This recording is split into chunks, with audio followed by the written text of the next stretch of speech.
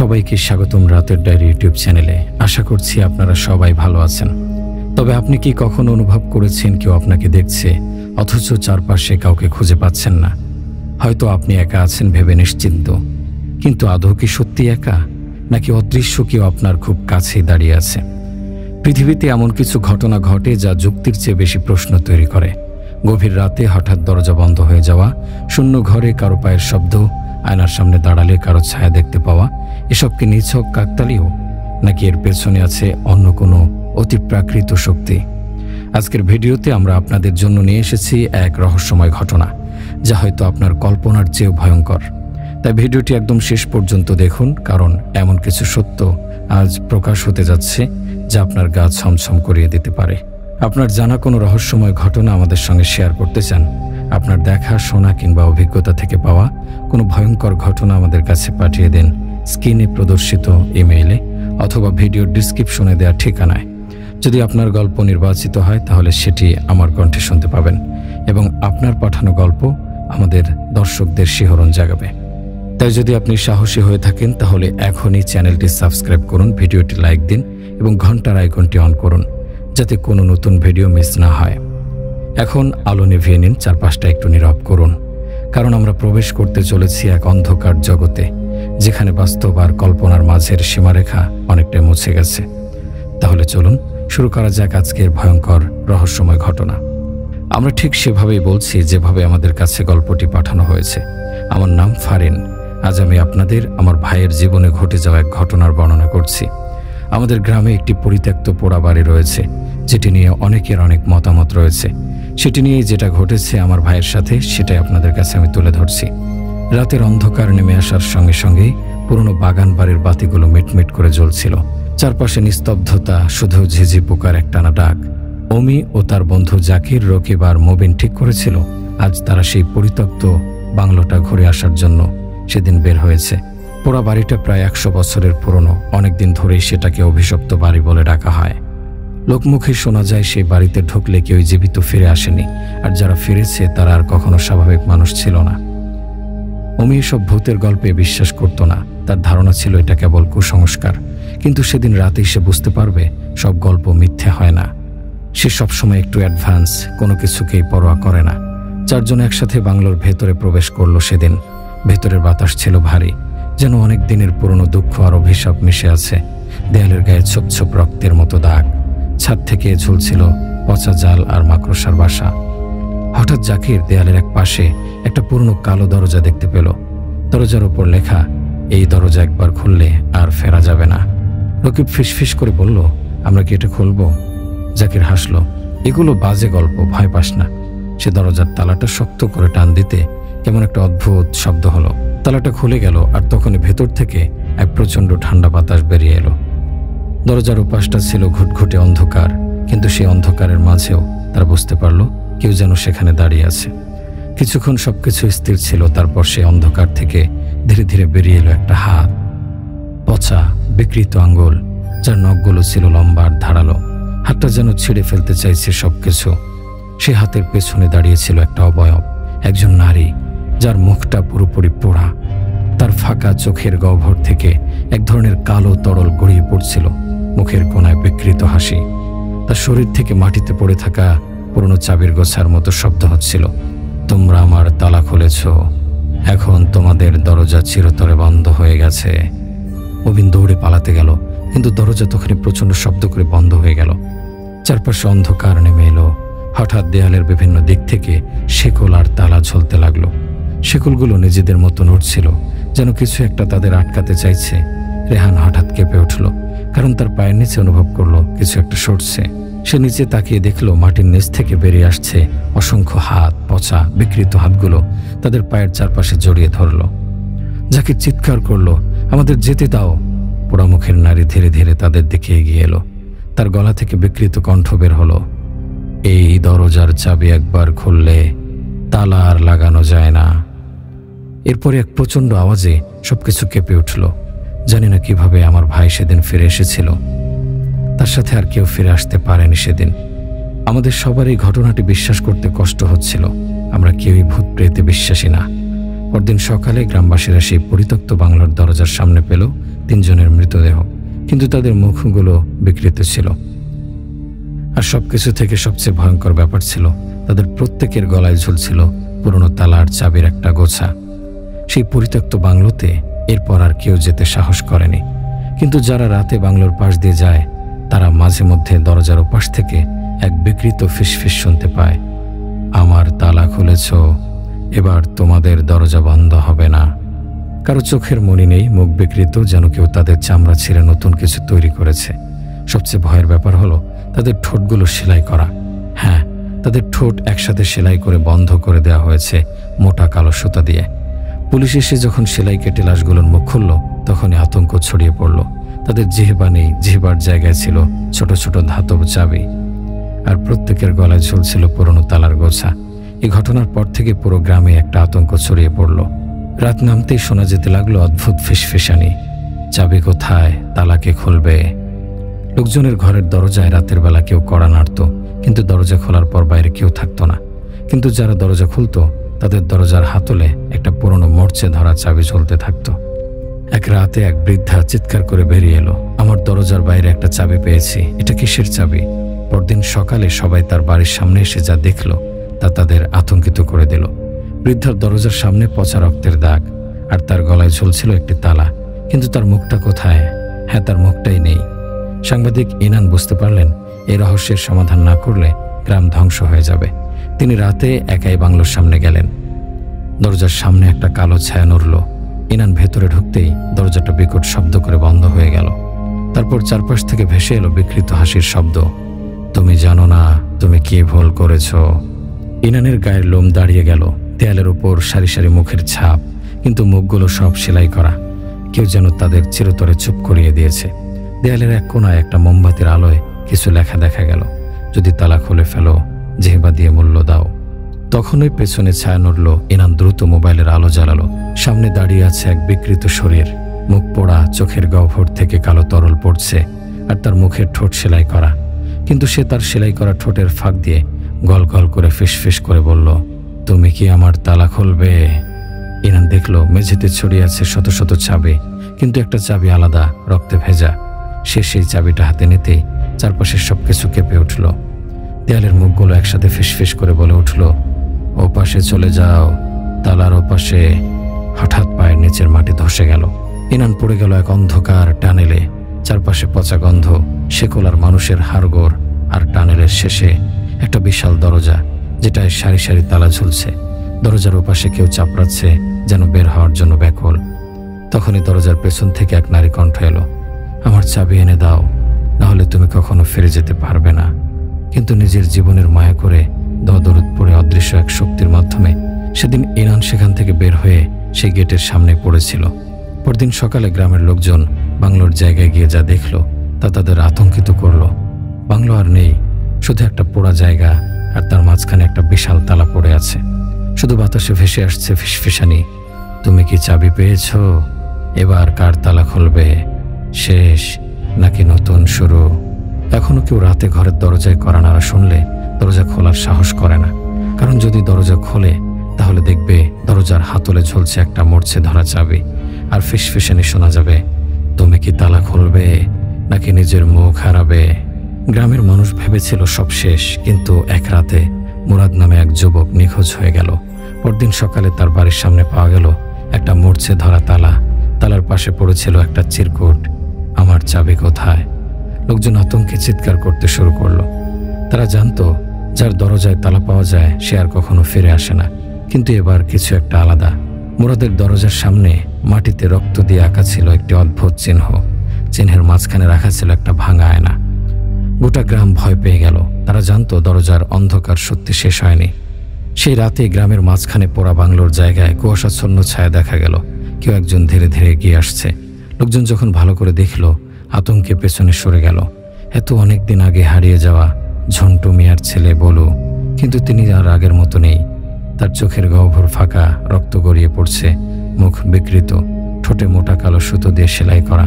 তার গলায় ঝুলছে একটা তালা, তার দুই হাত জোড়া লাগানো, আর আঙুলের মাথায় চাবির আকৃতি কেটে দেয়া। তিনি শুধু ফিসফিস করে বললেন, তুমি কি আমার চাবি পেয়েছ?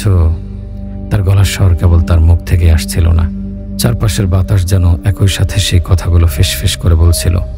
পুলিশ বলুকে হাসপাতালে নিয়ে গেল, কিন্তু চিকিৎসকরা হতবাক হয়ে গেলেন। বলুর জিহ্বা নেই, তার বুকের চামড়ার নিচে কিছু একটা নড়ছে। এক্স-রেতে দেখা গেল তার বুকের ভেতরে একটা চাবি আটকে আছে, কিন্তু শুধু চাবি নয়। ডাক্তারের এক সহকারী এক্স-রের দিকে তাকিয়ে থাকলো, তার মুখ ধীরে ধীরে ফ্যাকাশে হয়ে গেল। সে কাঁপতে কাঁপতে বলল, ওটা চাবি না, ওটা একটা চোখ। হাসপাতালের বাতি কেঁপে উঠল। কাচের জানালায় একটা হাতের ছাপ পড়ল, কিন্তু জানালার বাইরে কেউ ছিল না। গ্রাম প্রধানের নির্দেশে কয়েকজন গোরখোরার দল নিয়ে খনন শুরু করলো। তারা খুঁজে পেল একটা পুরনো লোহার দরজা। দরজাটা খুলতেই সারি সারি মরচে ধরা শেকল ঝুলতে লাগলো বাতাসে। চারপাশে ছড়িয়ে পড়ল মানুষের হাড়গোড়। আর সেই অন্ধকারের মাঝে দাঁড়িয়েছিল একটা বিশাল দরজা।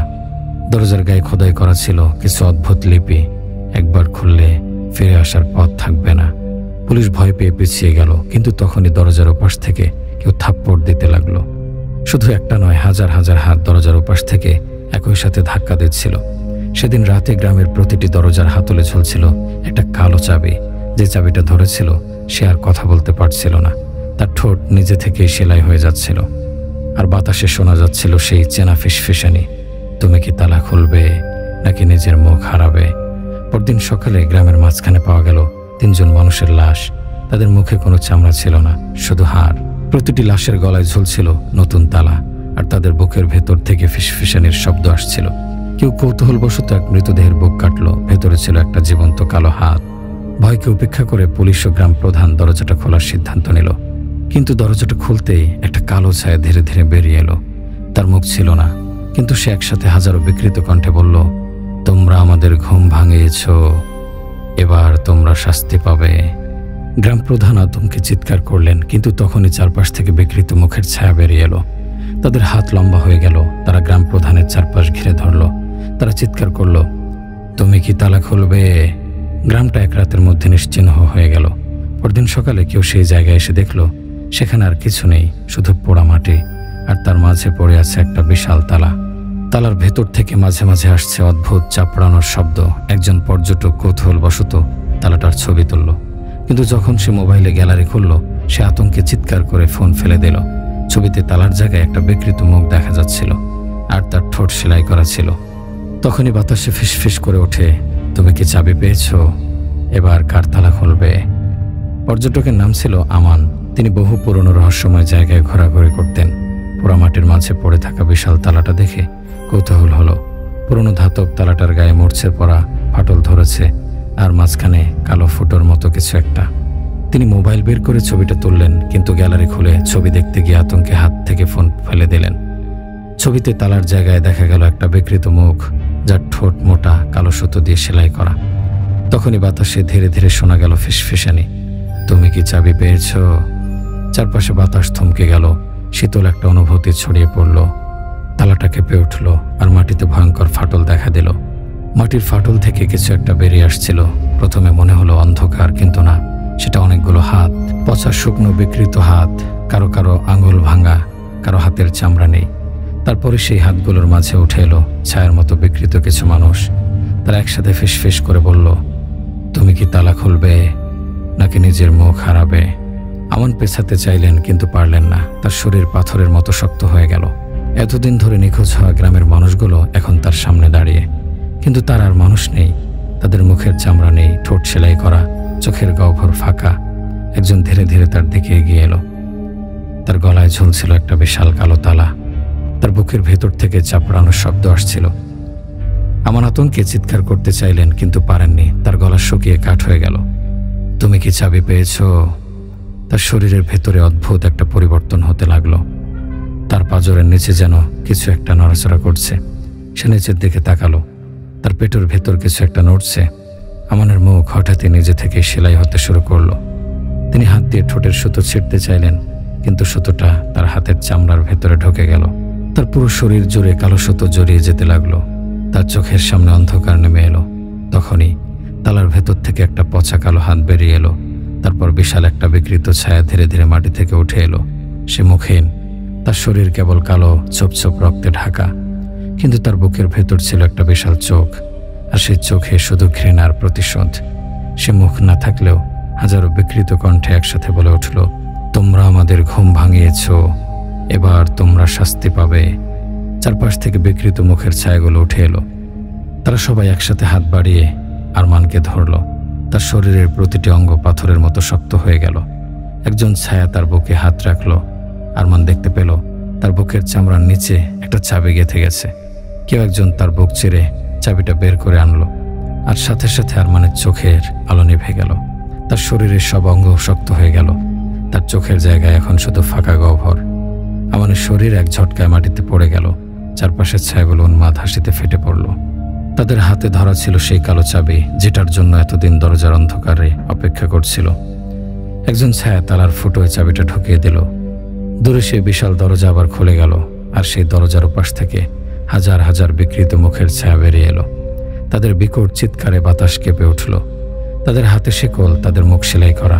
তারা একসাথে বলল, আরও দরজা খুলতে হবে, আরও মানুষ চাই। পরদিন সকালে কেউ আর আমানকে খুঁজে পেল না। শুধুমাত্র আমানের গলায় একটা সিক্রেট রেকর্ডার ছিল, যার কারণে তার এক বন্ধু পরবর্তীতে সব ঘটনা জানতে পেরেছেন।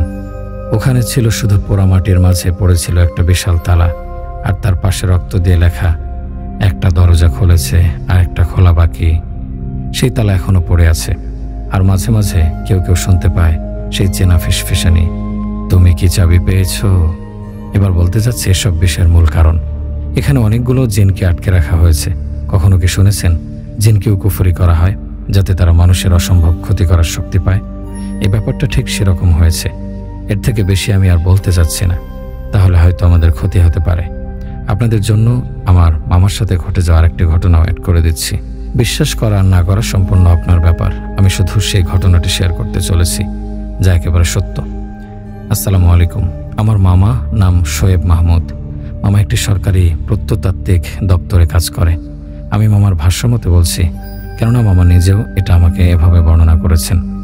যাই হোক, আমার পেশার কারণেই দেশের বিভিন্ন ঐতিহাসিক স্থান পরিদর্শন এবং গবেষণা করা আমার কাজের অংশ। ছোটবেলা থেকে আমি ছিলাম ডানপিটে স্বভাবের। অজানার প্রতি ছিল দারুণ আকর্ষণ। নতুন কিছু জানার নেশা আমাকে প্রত্নতত্ত্ববিদ বানিয়েছে। তবে এই নেশাই যে একদিন আমাকে এমন অভিজ্ঞতার মুখোমুখি করবে যা জীবন বদলে দেবে, তা কখনো ভাবেনি। আজ আমি আপনাদের যে ঘটনা শোনাবো তা আমার নিজের চোখে দেখা, অনুভব করা। এই ঘটনার পর আমার জীবন বদলে গেছে। আমি স্বেচ্ছায় অবসর নিয়েছি, যদিও আমার অবসরের সময় এখনো হয়নি। ঘটনাটি ঘটে ময়মনসিংহের ঐতিহাসিক আলেকজান্ডার ক্যাসেলে। 2023 সালের জানুয়ারির মাঝামাঝি অফিস থেকে আদেশ আসে ময়মনসিংহের আলেকজান্ডার ক্যাসেল নিয়ে গবেষণার জন্য। রাজকীয় স্থাপত্যের জন্য বিখ্যাত এই ভবনটি 1879 সালে মহারাজা সূর্যকান্ত আচার্য চৌধুরী নির্মাণ করেন। এটি তার ইউরোপীয় অতিথিদের আতিথ্য দেওয়ার জন্য তৈরি করা হয়েছিল। স্থানীয়রা বলে এই ভবনে এমন কিছু রহস্য লুকিয়ে আছে যা দিনের আলোয় বোঝা যায় না। আমি ভূতপ্রেত অলৌকিক ব্যাপারে বিশ্বাসী নই। আমি ইতিহাসের অনুসন্ধানকারী, তাই সব কথা আমলে নিইনি। ক্যাসেলের পুরনো নকশা হাতে নিয়ে বেরিয়ে পড়লাম। যেদিন সেখানে পৌঁছলাম সন্ধ্যা গড়িয়ে গেছে। আলেকজান্ডার ক্যাসেল যেন সময়ের এক অতীত কবর, নিঃসঙ্গ আর গম্ভীর। পাহারাদার রফিক মিয়া আমার দিকে তাকিয়ে বলল, সাহেব, সন্ধ্যার পরে বাড়িতে কেউ থাকে না। আমি হেসে বললাম, আমি ইতিহাস খুঁজতে এসেছি, ভূত নয়। হাত মাথা নেড়ে বলল, আপনার ইচ্ছা, সাবধানে থাকবেন। আমি মূলত ভবনের ভেতরে ঢুকে পড়লাম। বিশাল দেয়ালে ঝোলানো বিবর্ণ প্রকৃতিগুলো মনে হচ্ছিল যেন আমার দিকে তাকিয়ে আছে। এক একটা কক্ষে ঢুকলে বাতাসের অদ্ভুত একটা গন্ধ টের পাচ্ছিলাম, এমন গন্ধ যা আগেও কোথাও পাইনি। পুরনো বইয়ের তাক ঘাটাঘাটি করতে গিয়ে একটা পুরনো ফাইল পেলাম। এর ভেতরে একটা নকশা ছিল যেখানে একটি গোপন কক্ষের উল্লেখ আছে। এই নকশা আগে কোথাও পাইনি। আমার কৌতূহল তুঙ্গে পৌঁছালো। আমি গোপন কক্ষ খুঁজতে শুরু করলাম। 3 তলার এক কোণে, যেখানে কেউ সহজে যায় না, সেখানে গিয়ে খেয়াল করলাম একটা দেয়ালের গায়ে ক্ষত চিহ্নের মতো দাগ। হাত দিয়ে চাপ দিতেই দেয়ালের একটা অংশ কেঁপে উঠল। নিচ থেকে যেন ঠান্ডা বাতাস আসছিল। কোনোভাবে একটা লোহার রিং পেয়ে সেটি টানলাম। সঙ্গে সঙ্গে দেয়ালের একটা অংশ সরে গেল। সামনে সরু একটা সিঁড়ি দেখা গেল, যা অন্ধকারে মিলিয়ে গেছে। বুক ধুকপুক করতে থাকলেও কৌতূহল আমাকে থামতে দিল না। মোবাইলের ফ্ল্যাশ চালিয়ে ধীরে ধীরে নামতে লাগলাম। নিচে নেমে দরজার সামনে দাঁড়াতে অনুভব করলাম আমার শরীরের রক্ত যেন জমে যাচ্ছে। দরজাটা ঠেলে খুলতেই সামনে এক অদ্ভুত দৃশ্য। কক্ষের ভেতরে ধুলো জমা টেবিল, তার উপরে রাখা একটি পুরনো হাত ঘড়ি। আশ্চর্যজনকভাবে সেটি এখনো টিক টিক করছে। আমি ধীরে ধীরে ঘড়ির দিকে হাত বাড়াতেই বাতি নেভে গেল। চারপাশ নিঃশব্দ। ঠিক তখনই খট খট খট কেউ যেন সিঁড়ি দিয়ে ধীরে ধীরে নামছে। আমার নিঃশ্বাস বন্ধ হয়ে এলো। মোবাইলের আলো জ্বালাতেই সিঁড়ির নিচে দাঁড়ানো এক জোড়া পা দেখলাম। হাঁটুর উপরে কিছুই নেই। সেগুলো ধীরে ধীরে আমার দিকে আসছে। আমি পেছাতে লাগলাম, কিন্তু দরজা তখন বন্ধ হয়ে গেছে। পায়ের ধাপ এগিয়ে আসছে। মাটিতে ঠকঠক শব্দ হচ্ছে, ধুলো উঠছে। এক মুহূর্তের জন্য মনে হলো বাতাসে ফিসফিসানি ভেসে আসছে। তোমাকে এখানে আসতে কে বলেছে? আমি ধাক্কা দিয়ে দরজা খুলে দৌড় দিলাম। উপরে উঠতে উঠতে আমার মনে হলো আমার গলায় কেউ যেন ঠান্ডা আঙুল রেখে দিয়েছে। হঠাৎ করে চারপাশ নিস্তব্ধ হয়ে গেল। ফিরে তাকিয়ে দেখলাম সেই হাত ঘড়িটি থেমে গেছে ঠিক 3:15। পরদিন সকালে আহাদ মিয়া আমাকে দেখে অবাক হয়ে গেল।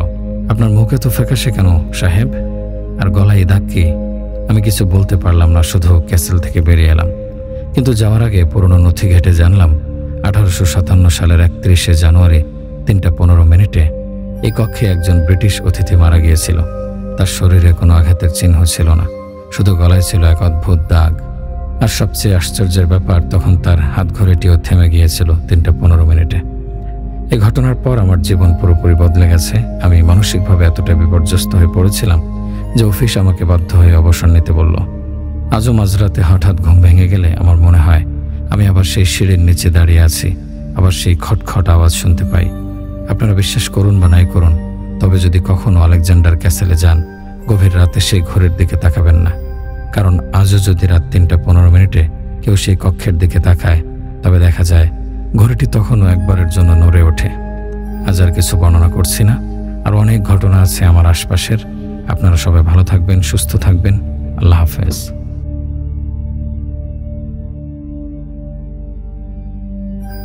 আসসালামু আলাইকুম। আমি আপনাদের চ্যানেলের একজন নিয়মিত লিসেনার। আপনাদের প্রত্যেকটি গল্প শুনি এবং শেয়ার করি। তবে কিছু ব্যক্তিগত কারণে আমি আমার পরিচয় গোপন রাখতে চাই। আপনাদের চ্যানেলের প্রতিটি গল্পই দেখা হয়, আর আমি জানি এগুলো সংগ্রহ করতে আপনাদের অনেক কষ্ট করতে হয়। আমার বন্ধু ধ্রুব আপনাদের চ্যানেলের একজন বড় ফ্যান। সেই ধ্রুবই আপনাদের চ্যানেলটি আমার সাথে শেয়ার করেছেন। সেই থেকে আমি ভাবছিলাম আমাদের বরিশালে ঘটে যাওয়া এক ভয়ঙ্কর সত্য ঘটনা আপনাদের কাছে শেয়ার করব। আমি জানি আপনাদের কাছে অনেক গল্প আসে এবং আপনারা সবার গল্প পোস্ট করতে পারেন না। তবে যদি গল্পটি আপনাদের ভালো লাগে, দয়া করে আপনাদের চ্যানেলে শেয়ার করবেন। চলুন শুরু করা যাক। বরিশালের কাশীপুর এলাকায় একটা পুরনো এতিমখানা আছে, যা এখন প্রায় পরিত্যক্ত। অথচ কয়েক দশক আগে এটি ছিল এতিম শিশুদের জন্য আশ্রয়ের জায়গা। স্থানীয় মানুষরা বলে একসময় এখানে প্রায় 40-50 জন অনাথ শিশু থাকত। তাদের দেখাশোনা করতেন এক বৃদ্ধ তত্ত্বাবধায়ক, যার নাম ছিল মাওলানা জহির হোসেন। তিনি এতিম শিশুদের ঠিক নিজের সন্তানের মতো দেখতেন। শিশুদের খাবার, পড়াশোনা ও ধর্মীয় শিক্ষা দিতেন। আশেপাশের গ্রামের লোকেরা বলতো জহির হোসেন খুব ভালো মনের মানুষ। কিন্তু তার চোখের গভীরে যেন একটা অদ্ভুত শূন্যতা ছিল, যেন তিনি কোনো অজানা দুঃখ বয়ে বেড়াচ্ছিলেন। এই এতিমখানায় থাকা প্রতিটি শিশুই ছিল সমাজের অবহেলিত, অনাথ বা হারিয়ে যাওয়া সন্তান। কিন্তু ধীরে ধীরে তাদের সংখ্যা কমতে শুরু করলো। লোকজন বলতে শুরু করলো শিশুরা একে একে নিখোঁজ হচ্ছে। 1993 সালের এক রাতে একেবারে অদ্ভুত একটা ঘটনা ঘটল। সেদিন গভীর রাতে এতিমখানার পাশ দিয়ে হেঁটে যাচ্ছিলেন কবির নামের এক ব্যক্তি। হঠাৎ তিনি দেখলেন এতিমখানার ভেতর থেকে যেন আলো ঝলমল করছে। মনে হচ্ছিল ভেতরে কারা যেন ব্যস্ত রয়েছে। তিনি কৌতূহলী হয়ে এগিয়ে গেলেন। তখনই হঠাৎ ভেতর থেকে শোনা গেল একসঙ্গে অনেক শিশুর আর্তনাদ, যেন কেউ তাদের চিৎকার করে ডাকছে। কবির ভয় পেয়ে গেলেন, তবুও সাহস করে জানালার কাছে গেলেন। কিন্তু ভেতরের দৃশ্য দেখে তিনি আতঙ্কে পেছনে পড়ে গেলেন। শিশুরা সারিবদ্ধ হয়ে দাঁড়িয়ে আছে। তাদের সামনে দাঁড়িয়ে আছেন মাওলানা জহির হোসেন। তার চোখে এক অদ্ভুত আলো, আর তার হাতে এক বিশাল ছড়ি। হঠাৎ করে আলো নিভে গেল। এরপর আর কিছু দেখা যায়নি। পরদিন সকালে স্থানীয়রা এসে দেখে এতিমখানার ভেতরে একজনও নেই। জহির হোসেন নেই, শিশুরাও নেই। কিন্তু ভেতরে রয়েছে কেবল রক্তের ছোপ এবং কিছু ছেঁড়া জামা কাপড়। এরপর থেকে এতিমখানাটি বন্ধ হয়ে যায়। কেউ আর কখনো এর দরজা খোলেনি। কিন্তু রাতে যারা আশেপাশে দিয়ে যায় তারা বলে এতিমখানার ভেতর থেকে কান্নার শব্দ আসে।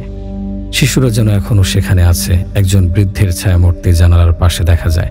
কিছু যুবক একবার সাহস করে ভেতরে ঢোকার চেষ্টা করেছিল। তাদের একজন আসাদ ভাই, যিনি ভূত প্রেত বিশ্বাস করতেন না, তিনি একদিন বন্ধুদের সাথে এতিমখানার ভেতরে ঢোকার সিদ্ধান্ত নেন। যেই না তারা দরজা ঠেলে ভেতরে ঢুকলেন, তখনই তাদের মনে হলো যেন শত শত চোখ তাদের দিকে তাকিয়ে আছে। আসাদ ভাই বলেছিলেন, হঠাৎ করে একটা ঠান্ডা বাতাস আমাদের চারপাশে বইতে লাগলো। মনে হচ্ছিল কেউ যেন পেছন থেকে নিঃশ্বাস ফেলছে। হঠাৎ জানালার পাশে একটা ছোট্ট ছায়া দেখা গেল। একটা শিশু অন্ধকারে দাঁড়িয়ে ফ্যাকাশে চোখে ওদের দিকে তাকিয়ে আছে। বন্ধুরা চিৎকার করে দৌড় দিল, কিন্তু দরজাটা যেন আপনা আপনি লক হয়ে গেল। পরদিন সকালে লোকজন আসাদ ভাইকে অচেতন অবস্থায় এতিমখানার সামনে পেল, কিন্তু তার সাথে যাওয়া আরেক বন্ধু নুরুল আর কখনো পাওয়া যায়নি।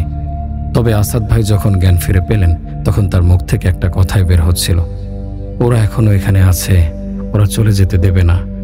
এরপর থেকে আর কেউ ওই এতিমখানার ধারের কাছে যায় না। এখনো কেউ যেতে সাহস করে না। কেউ এখনো এতিমখানার ধারের কাছে যায় না। বরিশালের মানুষ বলে, রাত গভীর হলে ওই পথের পাশ দিয়ে গেলেই শিশুদের কান্না শোনা যায়। কেউ কেউ নাকি সেখানে ছায়ামূর্তি দেখেছে, যারা করুণ স্বরে ফিসফিস করে কিছু বলতে চায়। এক বৃদ্ধ একদিন বলেছিলেন, ওরা ফিরে আসতে চায়, ওদের আত্মারা মুক্তি পায়নি। তাহলে কি শিশুদের আত্মারা এখনো এতিমখানার চারপাশে ঘুরে বেড়ায়? আপনি যদি কখনো বরিশালের কাশীপুরে যান, তবে একবার রাতের বেলা ওই এতিমখানার সামনে দাঁড়িয়ে দেখবেন, হয়তো আমি সত্য বলছি। এই ছিল বরিশালের কাশীপুর এতিমখানার ভয়ঙ্কর গল্প। আপনি কি কখনো এর আশেপাশে গেছেন? যারা বরিশালে থাকেন তারা নিশ্চয়ই জানাবেন। মৃত্যু আমাদের খুব সন্নিকটে। গভীর রাত, অন্ধকার ঘরের নিস্তব্ধতা ভেঙে মুয়াজ্জিনের কণ্ঠ ভেসে এলো, প্রিয় এলাকাবাসী, ঘুম থেকে উঠুন, সাহারি খান। আজ সাহারির শেষ সময় 4:55। ধীরে ধীরে পাশ ফিরে উঠতে যাব, ঠিক তখনই শরীরটা হিম হয়ে গেল। মনে হলো কেউ পাশে শুয়ে আছে। মৃদু আলোয় চোখ বড় হয়ে গেল।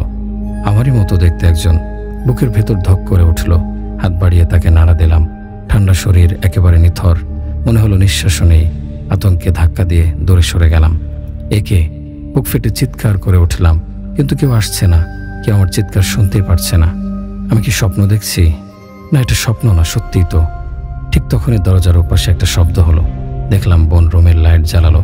সে ধীর পায়ে গিয়ে এসে লাশটার দিকে তাকিয়ে বলল, আপা সেহরি খাবি না? ওঠ, সময় হয়ে গেছে। বোনের কথায় আমার মাথার ভেতর বজ্রপাতের মতো শব্দ হলো।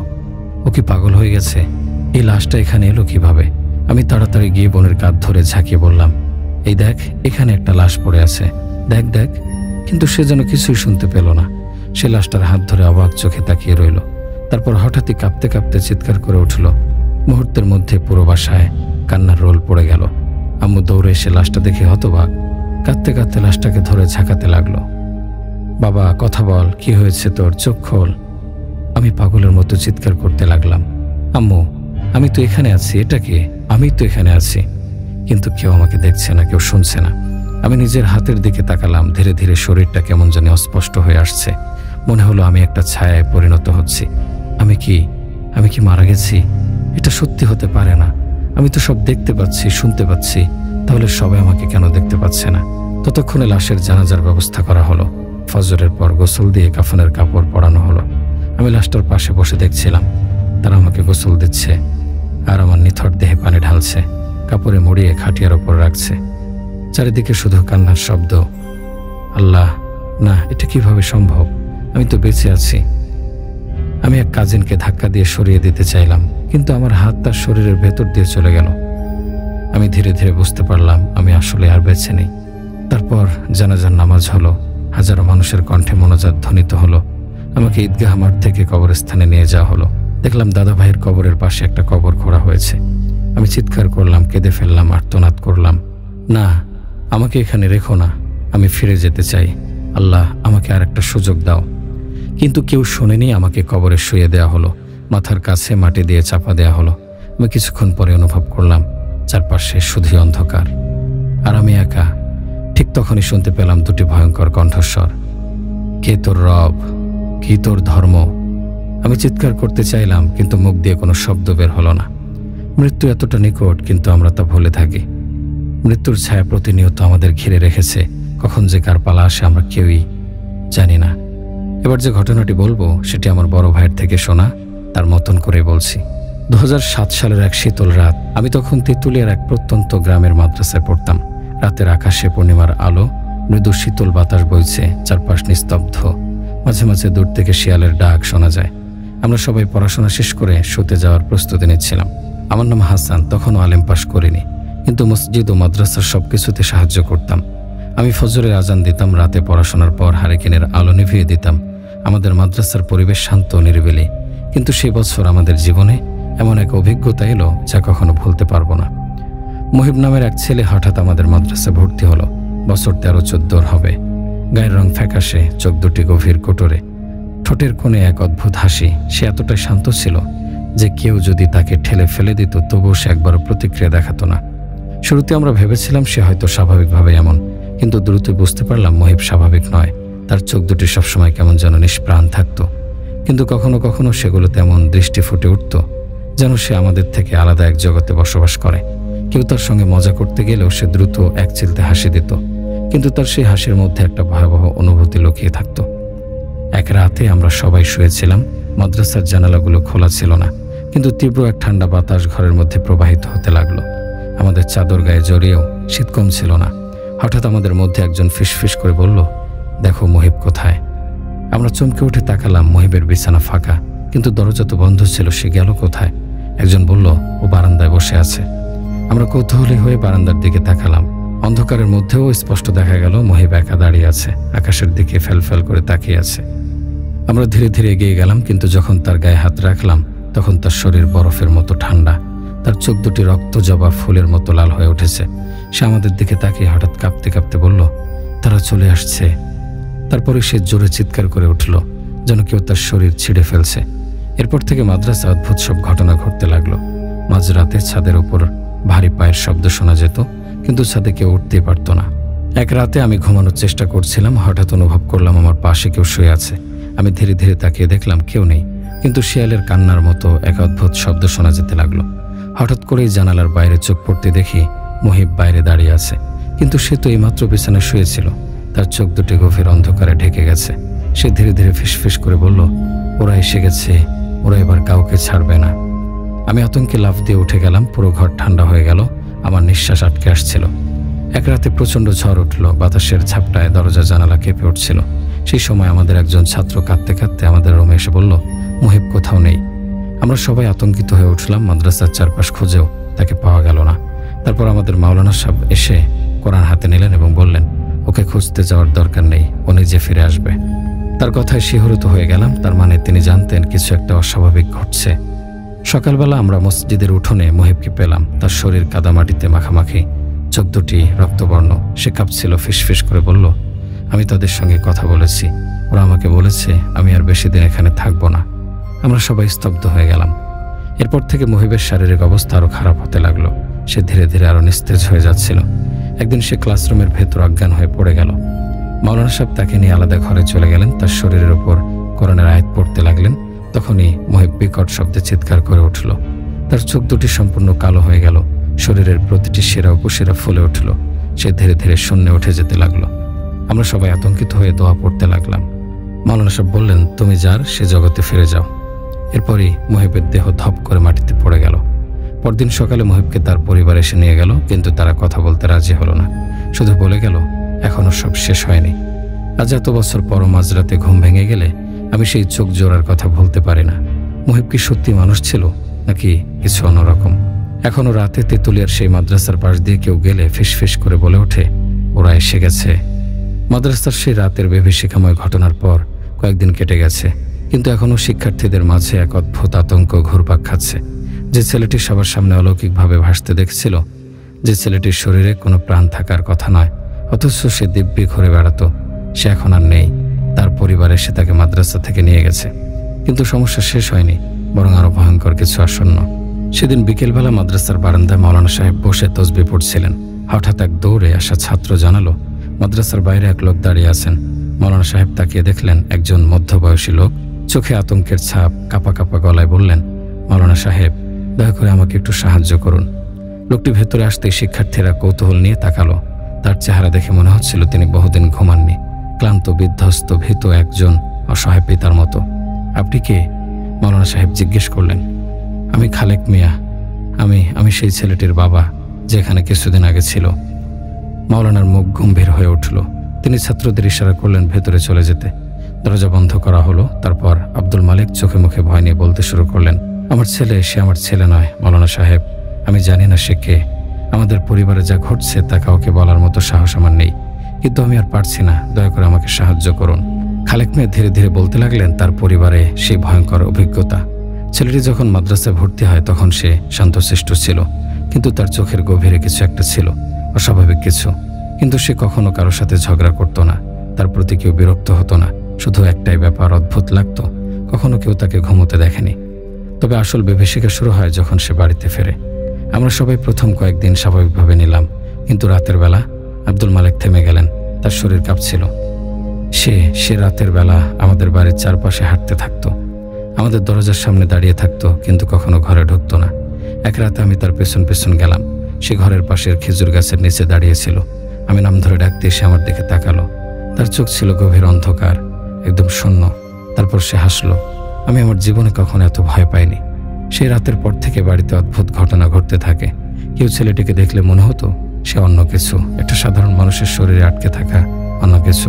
আব্দুল মালেক বললেন, আমার স্ত্রী বলছিল রাতের বেলা সে দরজার বাইরে বসে বিড়বিড় করে কিছু বলছে, কিন্তু দরজা খুললে কেউ নেই। আমরা যখন তাকে কিছু জিজ্ঞেস করি সে শুধু হাসে, এমন একটা হাসি যা আমি কোনো মানুষের মুখে দেখিনি।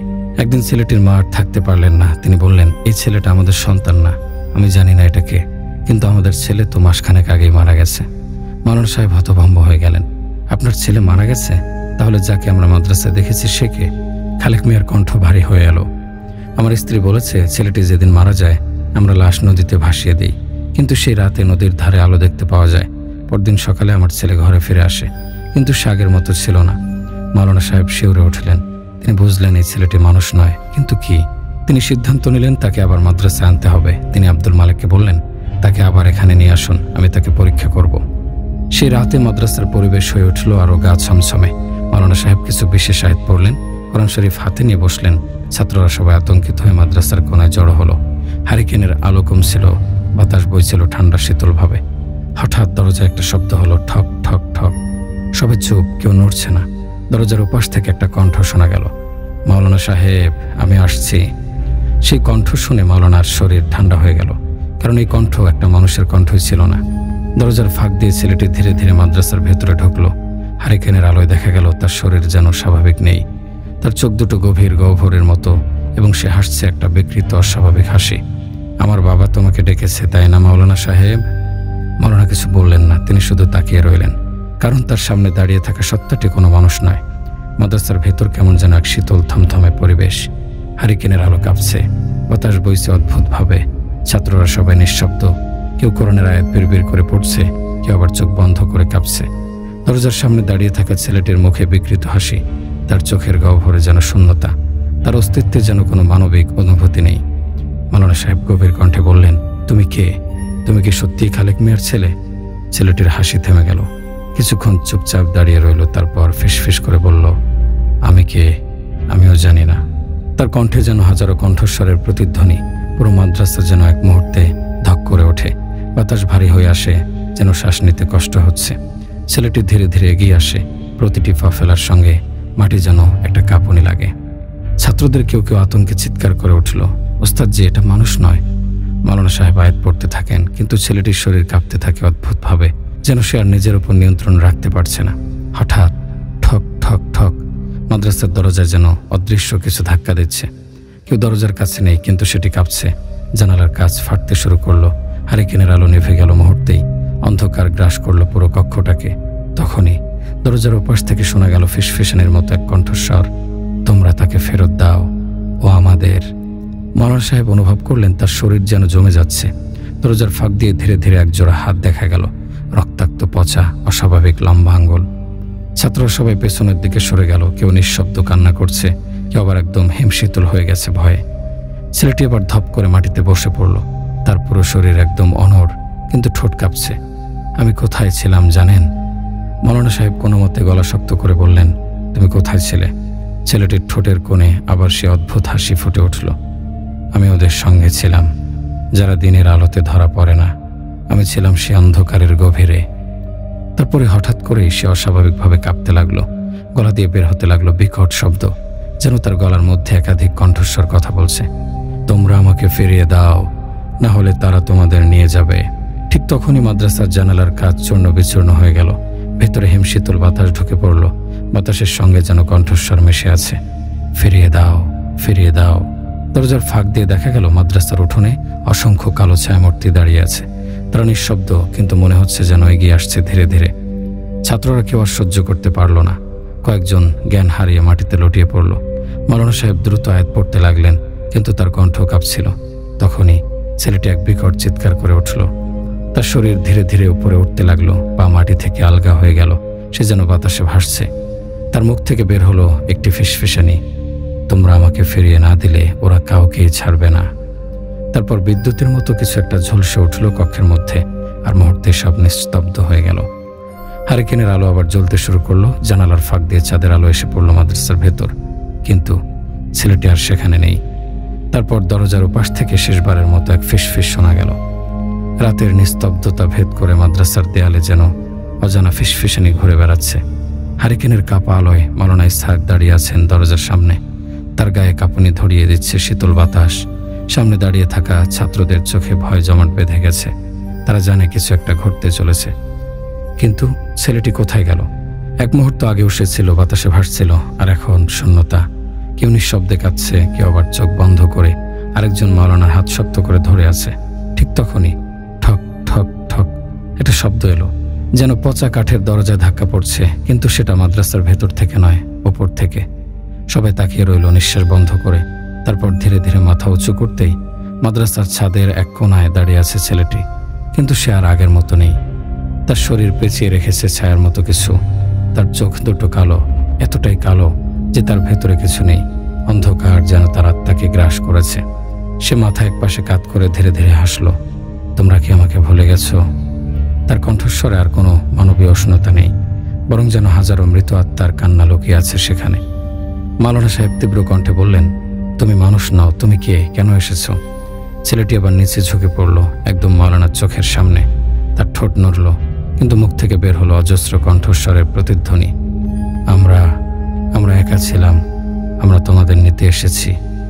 এতটাই বিকট আর গা ছমছমে কণ্ঠস্বর যে কেউ আর দাঁড়িয়ে থাকতে পারল না।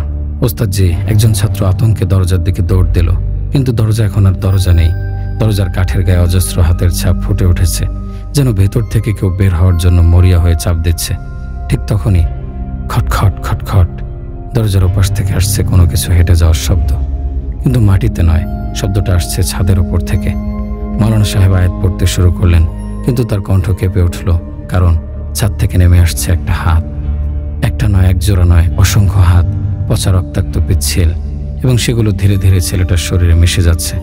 ছেলেটা এবার একটা বিকট শব্দে চিৎকার করলো, আর চিৎকারে জানালার কাজ চূর্ণ বিচূর্ণ হয়ে গেল। পুরো মাদ্রাসার বাতাস ভারী হয়ে গেল, যেন অক্সিজেনই নেই এখানে। ছাত্ররা আতঙ্কে হিমশীতল হয়ে গেল, কেউ পড়ছে কালেমা, কেউ চোখ বন্ধ করে ফেলছে। তারপর ঘরের চারপাশের দেয়ালগুলো বদলে যেতে লাগলো। মাদ্রাসার দেয়াল এখন আঁকা হয়ে গেছে, হাজারো বিকৃত মুখগুলো যেন ছটফট করছে, আর্তনাদ করছে, কেউ কেউ আবার দাঁত বের করে ভয়ানক হাসছে। ওস্তাদজি, আমরা এখানে আর থাকতে পারবো না। এক ছাত্র ধপ করে মাটিতে পড়ে গেল, তার শরীর পাথরের মতো শক্ত হয়ে গেছে। মাওলানা সাহেব দেখলেন ছাত্রটির গায়ের চামড়ায় ছোট ছোট হাতের ছাপ, যেন কেউ তাকে ধরে টেনে নিয়ে যেতে চায়। ঠিক তখনই মাদ্রাসার বাইরে একটা নারী কণ্ঠের বিকট চিৎকার। মাওলানা দ্রুত জানালার দিকে তাকালেন। একটি কালো ছায়া বিশাল আকৃতিতে আকাশের দিকে উঠে গেল। তারপর ছেলেটি কেঁদে উঠল, তারা আমাকে নিয়ে যাচ্ছে, আমাকে রক্ষা করুন। সে এবার মাটিতে আছড়ে পড়ল, শরীর কুঁকড়ে গেল, তার হাত দুটো বিকৃত হয়ে গেল, তার চামড়া পচে যেতে লাগলো। ওস্তাদজি, আমায় বাঁচান, আমি আর ওদের সঙ্গে যেতে চাই না। তার মুখ থেকে বের হচ্ছে কালো ধোঁয়া, তার শরীর থেকে চামড়া খসে পড়ছে, যেন সে আর মানুষের রূপে নেই। মাওলানা সাহেব দ্রুত জমজমের পানি ছিটিয়ে দিলেন তার গায়ে। ছেলেটি এক বিকট চিৎকার করে উঠল। তারপর হঠাৎ সব শান্ত হয়ে গেল। হারিকেনের আলো আবার স্থির হলো, বাতাস বন্ধ হয়ে গেল। ছেলেটি মাটিতে পড়ে আছে নিস্তেজ, তার চোখ দুটো ফাঁকা, ঠোঁটে একটুখানি হাসির রেখা। কিন্তু সে কি সত্যি বেঁচে আছে, নাকি তাকে ওরা নিয়ে গেছে? মাদ্রাসার সেই ভৌতিক রাতের পর থেকে আর কিছুই আগের মতো ছিল না। আশপাশের গ্রামে গুঞ্জন ছড়িয়ে পড়েছিল, ওই মাদ্রাসায় কিছু একটা ঘটেছে, কিছু একটা এতটা অশুভ যে কেউ নাম মুখেও আনতে চায় না। কেউ বলছিল রাতের অন্ধকারে ভয়ানক কিছু ঘুরে বেড়ায়, কারো মতে ওখানে কারো যাওয়া উচিত না। কিন্তু মাওলানা সাহেব চুপ ছিলেন। তিনি জানতেন এই গল্প এখানে শেষ নয়। সেই রাতের পর মাদ্রাসার ছাত্ররা অদ্ভুত স্বপ্ন দেখতে শুরু করলো। তারা বলতো ঘুমের মধ্যে একটা চাপা আওয়াজ শোনা যায়, যেন মাটির নিচ থেকে কেউ ডাকছে, কেউ হাত বাড়িয়ে টানছে। আজাদ নামে এক ছাত্র একদিন রাতে ঘুমের মধ্যে চিৎকার করে উঠল। সবাই উঠে দেখে তার শরীরের বিভিন্ন জায়গায় কালো দাগ পড়ে গেছে, যেন কেউ আছড়ে দিয়েছে। তার ঠোঁট ফাঁক হয়ে আছে, চোখ দুটো সাদা হয়ে গেছে। মাওলানা সাহেব ছেলেটাকে ধরে আয়াত পড়তে শুরু করলেন। কিছুক্ষণ পরেই সে কাঁপতে কাঁপতে ধপ করে মাটিতে পড়ে গেল অচেতন। সকাল হলে আজাদের জ্ঞান ফিরে আসে, কিন্তু সে একটা কথাও বলে না, শুধু তাকিয়ে থাকে শূন্য দৃষ্টিতে। ঠোঁট কাঁপে, কিন্তু কোনো আওয়াজ বের হয় না।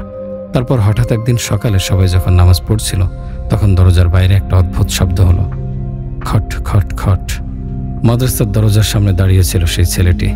সে যে কবে কোথায় গিয়েছিল কেউ জানে না, কিন্তু আজ সে ফিরে এসেছে। শুধু সমস্যা একটাই, এবার তার মুখে সে বিকৃত হাসিও নেই। সে একদম নিঃসাড় দাঁড়িয়ে আছে, চোখ দুটো ফাঁকা, ঠোঁট কালাচে, পায়ের নিচে শুকনো মাটি গড়িয়ে পড়ছে, যেন বহুদিন সে কোথাও আটকে ছিল, কোথাও যেখানে দিনের আলো পড়ে না। মাদ্রাসার দরজা খুলে গেল, বাতাসের মধ্যে একটা চাপা চাপা গন্ধ, যেন অনেক পুরনো কিছুর অস্তিত্ব ছড়িয়ে পড়ছে। ছেলেটি ধীরে ধীরে ভেতরে ঢুকলো। কেউ নড়ছে না, কেউ শ্বাসও নিচ্ছে না। সে মাওলানা সাহেবের দিকে তাকালো। আপনি আমাকে ডেকেছেন? তার কণ্ঠ যেন একসঙ্গে হাজারো কণ্ঠস্বরের প্রতিধ্বনি, গভীর ভীতিকর, যেন গলার মধ্যে পাথর আটকে আছে। মাওলানা সাহেব ঠান্ডা কণ্ঠে বললেন, তুমি কোথায় ছিলে? ছেলেটি হাসলো না, কাঁপলো না, শুধু ধীরে ধীরে বলল, আমি যেখানে ছিলাম সেখানে আর কোনো আলো নেই। তারপরই পুরো ঘরটা কেঁপে উঠল। হারিকেনের আলো নিভে গেল, জানালার কাচ ফাটতে লাগলো, ছাদ থেকে ধুলা পড়তে শুরু করলো, আর দূর থেকে একটা ভয়ানক শব্দ শোনা গেল, তোমরা আমার কাছ থেকে তাকে নিয়ে গেছো, এবার তোমাদের কাউকে ছাড়বো না। হঠাৎ ছেলেটির শরীর বাঁকা হয়ে গেল, যেন কোনো অদৃশ্য শক্তি তাকে মাটিতে চেপে ধরেছে। সে আর্তনাদ করছে, চোখ দুটো উল্টে গেছে, শরীরের শিরাগুলো ফুলে উঠেছে, তার মুখ থেকে ফেনা বের হচ্ছে এবং তার চামড়া একদম ধূসর হয়ে যাচ্ছে। মাওলানা সাহেব দ্রুত দোয়া পড়তে লাগলেন, কিন্তু যতই পড়েন আশপাশের বাতাস আরো ভারী হয়ে ওঠে। তখনই দরজার বাইরে শোনা গেল একসঙ্গে অনেকগুলো মানুষের হাহাকার, আমরা তাকে নেব, আমরা তাকে নেব। মাদ্রাসার ভেতরে থাকা ছাত্ররা সবাই আতঙ্কে জ্ঞান হারাচ্ছে, কিন্তু দৌড়ে পালানোর চেষ্টা করছে, কিন্তু পায়ের নিচে শক্ত মাটি নেই, যেন গোটা পৃথিবীটাই দুলছে। এক মুহূর্তের মধ্যে ছেলেটির শরীর ধাক্কা খেয়ে দূরে পড়ে গেল। তার পুরো শরীর এখন একদম মোমের মতো সাদা, ঠোঁট নীল হয়ে গেছে। তারপর সে নিঃশব্দে উঠে দাঁড়ালো, মাথাটা কাত করলো, আর তারপর বলল, তোমরা কি সত্যি মনে করো এটা শেষ? তারপরই মাদ্রাসার দরজা এক ঝটকায় বন্ধ হয়ে গেল, বাতাসের সব আওয়াজে থেমে গেল, সবকিছু এক মুহূর্তের জন্য স্তব্ধ হয়ে গেল। যখন দরজা আবার খুলল, ভেতরে কেউ ছিল না, না ছাত্ররা, না মাওলানা সাহেব, না সেই ছেলেটি। শুধু জানালার পর্দাগুলো ধীরে ধীরে দুলছিল, যেন কিছু একটা এখানে ছিল আর কিছু একটা এখান থেকে চলে গেছে। এরপর কেউ আর সেই মাদ্রাসার কথা শোনেনি। গ্রামের লোকেরা সেখানে যাওয়া বন্ধ করে দিল। যে ছাত্ররা ছিল তাদের পরিবার অন্যত্র পাঠিয়ে দিল। আর কয়েক মাস পর এক রাতে এক পথিক ওই মাদ্রাসার পাশ দিয়ে যাওয়ার সময় শুনতে পেল একটা ফিসফিসানি। এখনও শেষ হয়নি। তারপর অন্ধকার সবকিছু গ্রাস করল। এই গল্পের শেষ বার্তা, কিছু রহস্য কখনোই পুরোপুরি মুছে যায় না, কিছু প্রশ্নের উত্তর কখনোই পাওয়া যায় না, আর কিছু ভয় কখনোই ফুরোয় না। আমরা কেউ জানি না এই ঘটনার মূল কি, কিন্তু মাওলানা সাহেবের ভাষ্যমতে অনেকগুলো জিন একসাথে মিলে ছেলেটির সাথে এসব ঘটনা ঘটিয়েছে। আজ এই পর্যন্তই। সকলে ভালো থাকবেন, সুস্থ থাকবেন, আমাদের অনাকাঙ্ক্ষিত ভুল ত্রুটিগুলো ক্ষমা করবেন। আল্লাহ হাফেজ।